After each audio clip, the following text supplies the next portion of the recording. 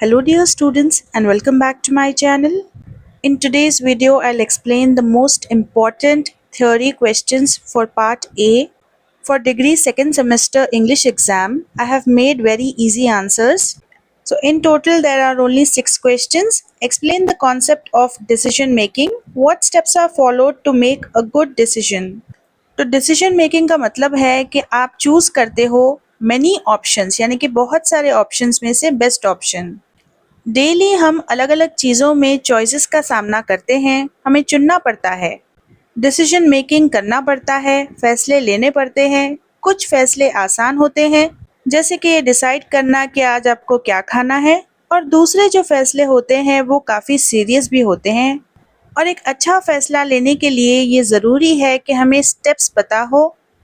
Students, ये बहुत ही general topic है, इसके अंदर आप अपनी ओन से बहुत सारे पॉइंट्स ऐड कर सकते हो।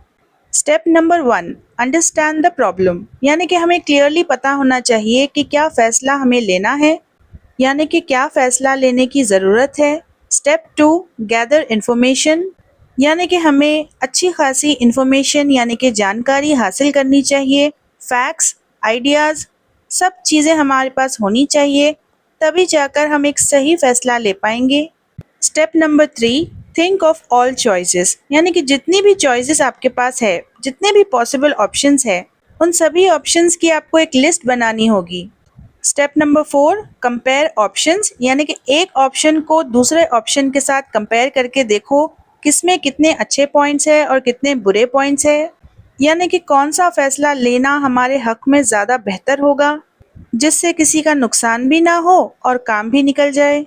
Step number 5, choose the best option, यानी कि जितने भी ऑप्शंस आपके पास है उसमें से जो बेस्ट ऑप्शन होगा वही आपको बेस्ट रिजल्ट देगा।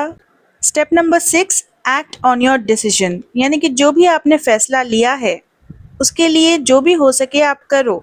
Step number 6, check the result, कुछ टाइम के बाद आपने जो फैसला लिया था, जिस पर काम किया था, उसका रिजल्ट भी देखो। एक अच्छा फैसला बहुत ज़्यादा कामनेस यानी कि पीसफुल माइंड के साथ सोचने पर ही मिलता है। अगर हम चीज़ों को करने में जल्दबाजी करें तो मिस्टेक्स हो सकती हैं, so we must not rush. And sometimes हमें अपने एल्डर्स से या फिर टीचर्स से एडवाइस लेनी चाहिए। अब जिसमें भी गुड डिसीजन मेकिंग स्किल होती है, ये स्किल उसके काम में आती है, उसके स्कूल में, काम की जगह पर और ज़िंदगी में भी। जिसके पास ये काबिलियत होती है अच्छे फैसले लेने की, वो एक जिम्मेदार, स्ट्रॉन्ग और समझदार इंसान बनता है। Question number 2, what is conflict, how can it be resolve, explain the steps to solve a conflict. Conflict का मतलब होता है लड़ाई, फाइट, डिसएग्रीमेंट यानी कि दूसरों की बातों पर राजी ना होना, और क्लैश यानी कि दो लोगों के बीच जो मनमुटाव आ जाता है कुछ बहस के बाद। तो इस तरह का कॉन्फ्लिक्ट या तो घर पर हो सकता है, स्कूल में, ऑफिस में, या फिर दो देशों के बीच। ये कॉन्फ्लिक्ट तब आता है जब दो लोगों के ख्यालात अलग होते हैं एक दूसरे से। ना सिर्फ उनके आइडियाज अलग होते हैं बल्कि उनकी ज़रूरतें, उनके नीड्स, उनके इमोशंस, सब कुछ अलग होता है। अगर इस कॉन्फ्लिक्ट को सॉल्व ना किया जाए तब इससे बहुत ज़्यादा स्ट्रेस आता है और रिलेशनशिप्स ब्रेक होते हैं। लेकिन कॉन्फ्लिक्ट को सॉल्व करने के बहुत सारे सुकून के रास्ते हैं, peaceful ways. Let's see step number 1, stay calm, यानी कि हमेशा शांत स्वभाव रखो अपना, हमेशा शांत रहो, बिल्कुल भी मत चिल्लाना और गुस्से में भी मत आना। Step number 2, understand the issue, यानी कि असली रीजन मालूम करो आप प्रॉब्लम का।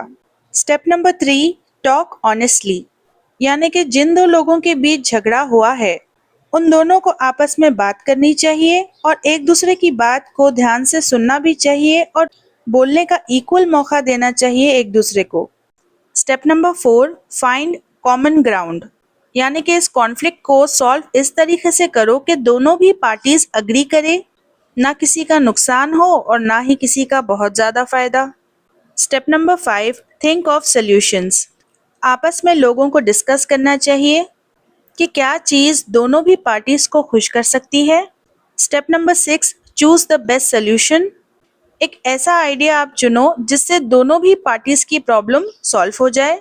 Step number 6, forgive and move on, अपने गुस्से को पीछे छोड़कर एक नई शुरुआत करो। जब लोग अपनी प्रॉब्लम्स को सॉल्व कर लेते हैं तब वो खुश रहते हैं। इससे रिलेशनशिप्स इम्प्रूव होते हैं, आपस में ट्रस्ट बढ़ता है और सुकून भी रहता है। फाइटिंग से कुछ भी हासिल नहीं होता। लंबे समय तक आप फाइट करते हो, उससे आपका नुकसान ही होता है। अगर आप एक दूसरे से इज्जत से बात करो, एक दूसरे की बात सुनो, तब बड़े से बड़े इश्यूज भी सॉल्व हो सकते हैं। तो इसलिए अपने गुस्से पर कंट्रोल करना सीखो और लोगों से रहमदिली के साथ बात करो। Speak kindly. Question number 3, what are the factors that truth depends on? Truth यानी कि सच्चाई। सच्चाई का मतलब है कोई ऐसी चीज जो कि सही हो और रियल हो। लेकिन कभी कभी लोगों के पास कई सारे अलग अलग सच होते हैं। जो एक इंसान के लिए सच होता है, जरूरी नहीं है कि वही सच दूसरे इंसान के लिए भी हो। सच बदल सकता है depending on many things. In things को हम फैक्टर्स कहते हैं। First one, facts. कोई भी सच मैच करना चाहिए रियलिटी और फैक्ट्स के साथ। Second is time. जो सच आपके पास्ट में था वो ज़रूरी नहीं है कि आज भी वही चीज़ सच हो। फॉर एग्जाम्पल, लोग अपने पुराने बिलीव्स को, यकीन को बदलते हैं वक्त के साथ। Third is place. एक सच जो कि कोई भी देश या फिर कल्चर मानता है, ज़रूरी नहीं है कि वही सेम चीज़ दूसरा देश भी माने। Fourth is point of view. हर कोई अपनी लाइफ को अपने तरीके से देखता है। एक इंसान का सच इस बात पर डिपेंड करता है कि वो किस तरह सोचता है चीज़ों को लेकर। Fifth one, culture and beliefs. Religion, customs, traditions, ये सारी चीज़ें भी सच को अफेक्ट करती हैं। Sixth one is situation. कभी कभी हालात की वजह से भी सच बदलता है। सेवेंथ इज प्रूफ और एविडेंस। एक सच को आप सपोर्ट कर सकते हो किसी भी प्रूफ के साथ, सबूत के साथ। और सच हमेशा सिंपल नहीं होता। हमें ओपन माइंडेड रहना चाहिए और हमेशा रेडी होना चाहिए दूसरों को समझने के लिए, दूसरों के सच को समझने के लिए। ये ज़रूरी है कि हम दूसरों को इज्जत दें और हमेशा सच को जानने की कोशिश करें, फैक्ट्स, ईमानदारी और इक्वालिटी यानी कि फेयरनेस के ज़रिए। Question number 4, how do you differentiate the ethical and unethical behaviors? Ethical behavior का मतलब होता है वो करना जो कि सही हो, काइंड हो और दूसरों के साथ न्याय जिसमें होता हो, फेयर हो। अनएथिकल बिहेवियर का मतलब है गलत काम करना, दूसरों को नुकसान पहुंचाना और दूसरों के साथ इनइक्वालिटी के साथ रहना यानी कि अनफेयर होना। एथिकल और अनएथिकल बिहेवियर के बीच का डिफरेंस समझने के लिए हमें एक्शंस को देखना होता है और उनके रिजल्ट्स को। चलिए देखते हैं एथिकल बिहेवियर में क्या आता है। सच बोलना, वादों को निभाना, काइंड रहना, रिस्पेक्टफुल रहना, दूसरों की मदद करना, लॉ एंड रूल्स को फॉलो करना। और अनएथिकल बिहेवियर में आता है झूठ बोलना, धोखा देना, चोरी करना, दूसरों को चोट पहुंचाना, वादों को तोड़ना, दूसरों को बेइज्जत करना और दूसरों की चीज़ों का गलत फ़ायदा उठाना। If you want to know that what is ethical and what is unethical, then we need to ask ourselves some questions. Is this action harming someone? क्या यह एक्शन किसी को नुकसान पहुंचा रहा है? क्या मैं ईमानदार हूँ? क्या मैं खुद पर प्राउड फील करूँगा अगर लोगों ने मुझे इस काम को करते हुए देख लिया? क्या मुझे ये पसंद आएगा कि कोई यही चीज़ मेरे साथ करे? जो लोग एथिकल होते हैं, सही रास्तों को अपनाते हैं, उन्हें दुनिया में इज्जत दी जाती है, भरोसा किया जाता है और मोहब्बत भी दी जाती है। इन लोगों से दुनिया एक बेहतर दुनिया बन जाती है और जो अनएथिकल पीपल होते हैं वो अपनी इज्जत गवा देते हैं। उन्हें लीगल प्रॉब्लम्स का सामना करना पड़ता है क्योंकि वो हमेशा ही गलत काम करते रहते हैं। तो जो एथिक्स होते हैं यानी कि रूल्स एंड रेगुलेशंस, वो हमारी ज़िंदगी के हर हिस्से में, चाहे वो स्कूल हो, काम हो, रिश्ते हों, हर जगह इम्पॉर्टेंट होते हैं। तो इसी वजह से हमें हमेशा ऑनेस्ट और काइंड रहना चाहिए, चाहे वक्त मुश्किल ही क्यों ना हो। Question number 5, explain the structure of sequencing. How do you explain the word sequencing and its importance? Sequencing का मतलब है चीज़ों को उनके करेक्ट ऑर्डर में रखना, एक के बाद एक, one after the other. Sequencing बहुत काम की चीज़ होती है, ख़ास तौर से तब जब हम कुछ लिखते हैं या फिर बोलते हैं। जब कोई भी इवेंट या फिर स्टेप्स कोई भी चीज को करने के सही ऑर्डर में होते हैं तो जो रीडर होता है या फिर लिसनर जो होता है जो सुन रहा है वो बेहतर समझता है चीजों को। फॉर एग्जाम्पल कोई रेसिपी हो गई, अगर कोई आपको रेसिपी का स्टार्टिंग पार्ट बताए उसके बाद में सीधा लास्ट पार्ट बताए तो क्या आप समझ पाओगे? No, right? Because the steps of the recipe are not in sequence, not in order. So see, sequence is so important. तो जो स्ट्रक्चर होता है सीक्वेंसिंग का उसके तीन हिस्से होते हैं, beginning, middle and and. Beginning is first step, यानी कि पहले क्या हुआ था।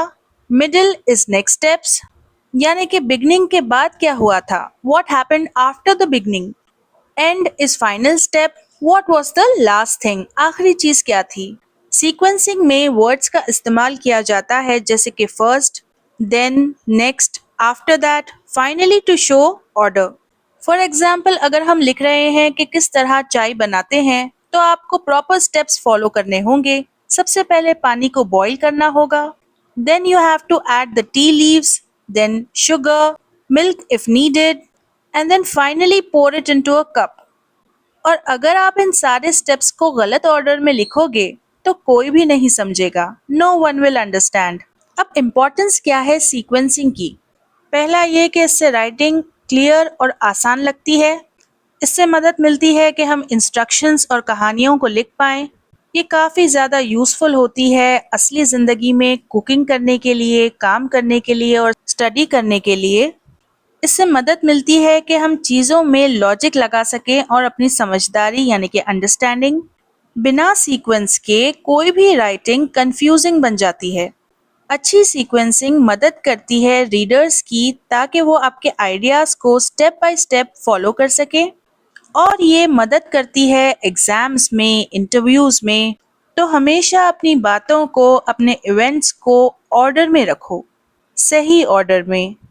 Question number 6. This is the last question, students. Explain the word chronology in the context of writing skills. Chronology का मतलब है कि किस टाइम ऑर्डर में चीज़ें हुई हैं। जब राइटिंग में हम क्रोनोलॉजी की बात करते हैं, इसका मतलब ये है कि इवेंट्स को उसी ऑर्डर में रखो जिस ऑर्डर में वो हुए थे, फर्स्ट टू लास्ट। ये क्रोनोलॉजी काफ़ी ज़्यादा काम में आती है हिस्ट्री में, स्टोरी टेलिंग में, लोगों की बायोग्राफीज बोलने में और रिपोर्ट्स लिखने में भी। फॉर एग्जाम्पल अगर आप बायोग्राफी लिख रहे हो किसी भी फेमस इंसान की तो आप बिगिन करोगे उनकी बर्थ डेट से, फिर उनकी अर्ली लाइफ, शुरुआती ज़िंदगी, फिर उनके मोस्ट इम्पॉर्टेंट काम एंड फाइनली उनकी डेथ। इसे कहते हैं क्रोनोलॉजी। तो इस तरीके से जब आप लिखते हो तो रीडर जब पढ़ता है तब उसे पता चलता है कि उस इंसान की जिंदगी किस तरह मूव हुई है स्टेप बाय स्टेप। राइटिंग में हम कुछ वर्ड्स का इस्तेमाल करते हैं जैसे कि in the beginning, then, after that, later, finally. अब इम्पोर्टेंस क्या है क्रोनोलॉजी की लिखने में इन राइटिंग? ये अपने रीडर की मदद करता है ताकि वो स्टोरी को और फैक्ट्स को क्लियरली समझ पाए। इससे राइटिंग इजी हो जाती है जिसकी वजह से समझना आसान हो जाता है। क्रोनोलॉजी बताती है कि किस तरह इवेंट्स, एक इवेंट दूसरे इवेंट से कनेक्टेड है। क्रोनोलॉजी बहुत यूजफुल है हिस्ट्री में, न्यूज़ में और लाइफ स्टोरीज में। अगर जो इवेंट्स होते हैं उन्हें सही ऑर्डर में ना लिखा जाए तब रीडर कंफ्यूज हो जाता है। क्रोनोलॉजी की मदद से एक फ्लो सा आ जाता है, एक कनेक्शन सा बन जाता है। ये क्रोनोलॉजी बताती है ग्रोथ या फिर चेंज, वक्त के साथ जो चेंज आता है। तो ज़रूरी है कि स्टूडेंट्स लिखना सीखें in chronological order, specially essays, letters और स्टोरीज। सो स्टूडेंट्स, ये जो 6 आंसर्स है ये मोस्ट एक्सपेक्टेड है इन पार्ट ए। तो आपने ये सेक्शन ए तो सुन लिया है स्टूडेंट्स, अब आप इसको ओन वर्ड्स में भी लिख सकते हो। All the best for your exam students.